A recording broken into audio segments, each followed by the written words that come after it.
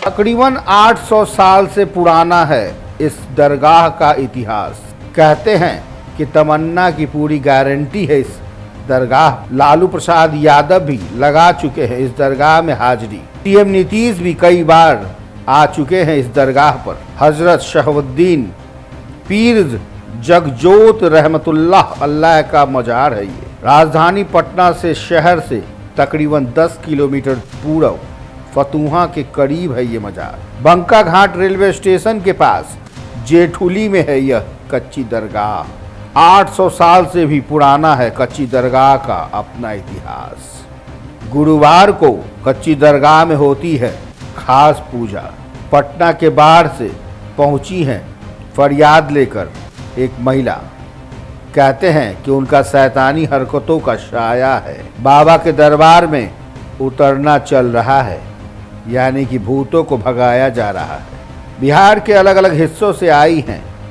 इस इलाके में कच्ची दरगाह का अपना एक महत्व है। वे भूत खेल रही हैं। उनके शरीर से भूत भगाने के लिए झाड़ फूंक चल रहा है। पटना की कच्ची दरगाह का यह नज़ारा। यहाँ हजरत मखदूम शाह शहाबुद्दीन पीर जगजोत रहमतुल्लाह अलैह का मजार है ये। कहते हैं कि बाबा यहाँ सबको कुछ न कुछ जरूर देते हैं। बीते 800 साल से इस मजार पर लोग आते हैं। कहा जाता है कि यहाँ आने वालों की तमन्नाएं पूरी हो जाती हैं। बाबा सबको देते हैं, कोई खाली हाथ आज तक नहीं लौटा। इसके थोड़ी दूर पर पक्की दरगाह का मजार है। बताया जाता है कि दोनों बाबा रिश्तेदार थे। दोनों के मजार पर हर दिन भीड़ लगी रहती है, लेकिन कच्ची दरगाह में गुरुवार को खास पूजा होती है। उस दिन शैतानी हरकतों को भगाने के लिए खास पूजा की व्यवस्था की जाती है। यह दरगाह न सिर्फ बिहार बल्कि पूरे मुल्क हिंदुस्तान के बड़े सूफियों में एक है और कच्ची दरगाह के नाम से मशहूर है। आइए हम आपको लिए चलते हैं NBC 24 संवाददाता मानसी की इस रिपोर्ट को दिखाते हैं। NBC 24 के इस खास रिपोर्ट में आज हम चर्चा करेंगे कच्ची दरगाह की।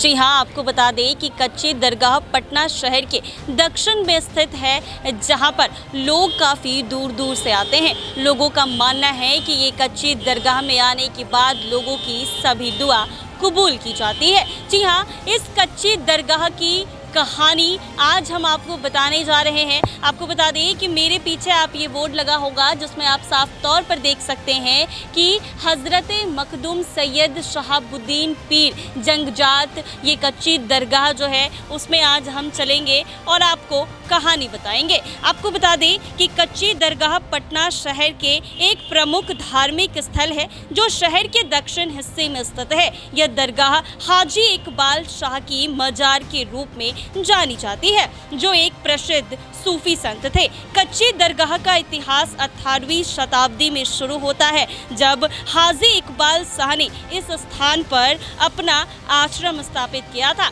आपको बता दें कि वो एक प्रसिद्ध सूफी संत थे और उनकी शिक्षाएं आज भी लोगों को प्रेरित करती है। कच्ची दरगाह एक सुंदर और शांत स्थल है जो पटना शहर के दक्षिण इलाके में है और यहाँ पर आने के बाद आपको काफ़ी शांति महसूस होगी। काफ़ी ज़्यादा शांति और जो इलाका है आपको काफ़ी सुकून भरा यहाँ पर नज़र आएगा। आपको बता दें कि कच्ची दरगाह के नाम से इस मज़ार को जाना जाता है, क्योंकि मिट्टी से इंसान जुड़ता है और मिट्टी में मिल जाता है। कहीं ना कहीं इस दरगाह का उद्देश्य जो है वो यही है। आइए यहाँ पर बैठे लोगों से बातचीत करेंगे, चर्चा करेंगे और जानेंगे कि इस दरगाह का क्या इतिहास रहा है, यहाँ की क्या मान्यता है, क्या क्या दुआ यहाँ पर कबूल होती है। ये सब कुछ आज हम इस NBC 24 के खास रिपोर्ट में आपको बताने जा रहे हैं, जहां आपको बता दें कि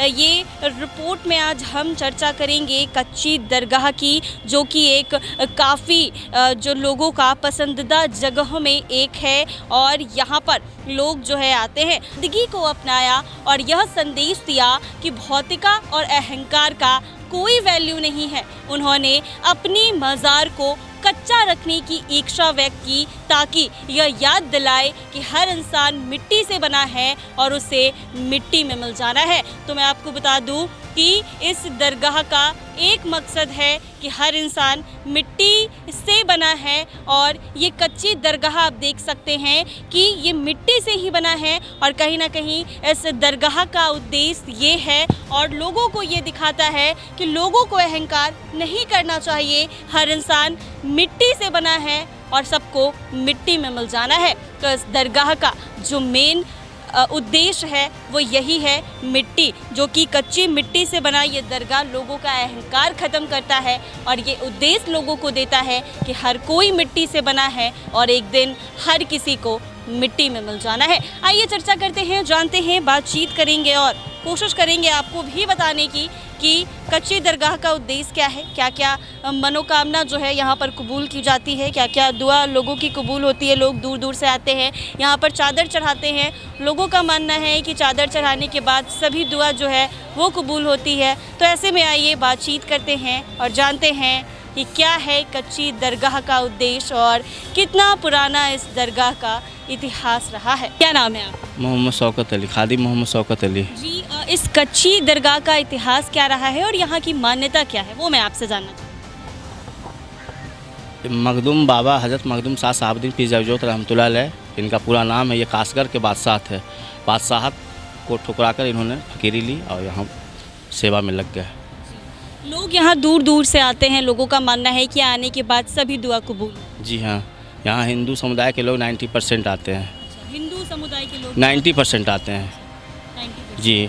उसमें साल में 3 भारी मेला लगता है, जिसमें एक बाबा का उर्स होता है और एक रामनवमी में जो दशहरा होता है। कलश बैठने के बाद आने का सिलसिला बढ़ जाता है, जिसमें नवमी के दिन खास तौर से बहुत बड़ा मेला लगता है पुलिस की मौजूदगी में।